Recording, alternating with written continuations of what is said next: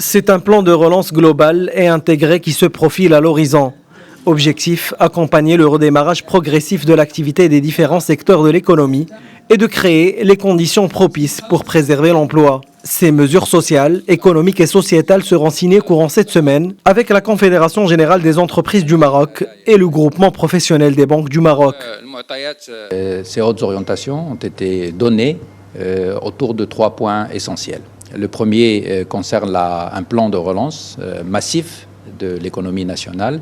Le deuxième point, la généralisation de la protection sociale. Et le troisième point, c'est celui qui concerne la réforme principale, la réforme en profondeur du secteur public.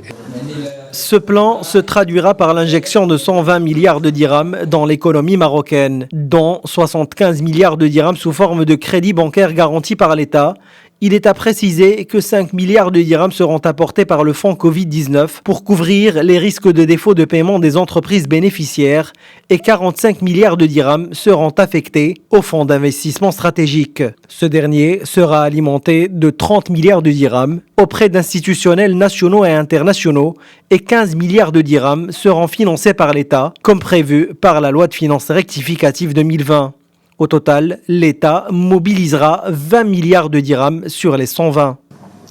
En parallèle, le ministre a expliqué que la création d'un fonds d'investissement stratégique aura pour mission d'appuyer les activités de production, d'accompagnement et de financement des grands projets d'investissement public-privé. Pour ce qui est du social, le ministre a présenté plus de détails sur l'assurance maladie obligatoire qui deviendra généralisée sous directive royale dès le 1er janvier prochain et son déploiement se fera de manière progressive sur une période de 5 ans en 2 phases.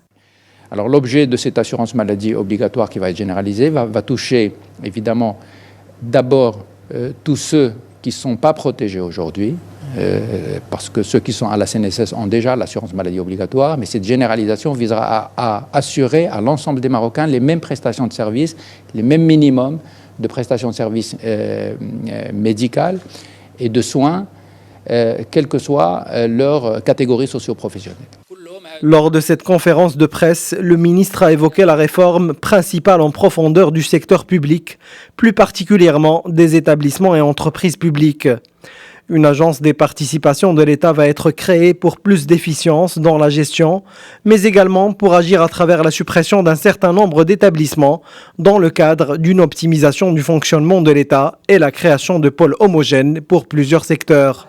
Ces pôles, a précisé le ministre, permettront de créer des ensembles plus solides qui auront plus facilement accès au financement à des conditions meilleures que celles d'aujourd'hui et qui leur permettront donc d'investir et à créer de l'emploi, ce qui est leur rôle premier.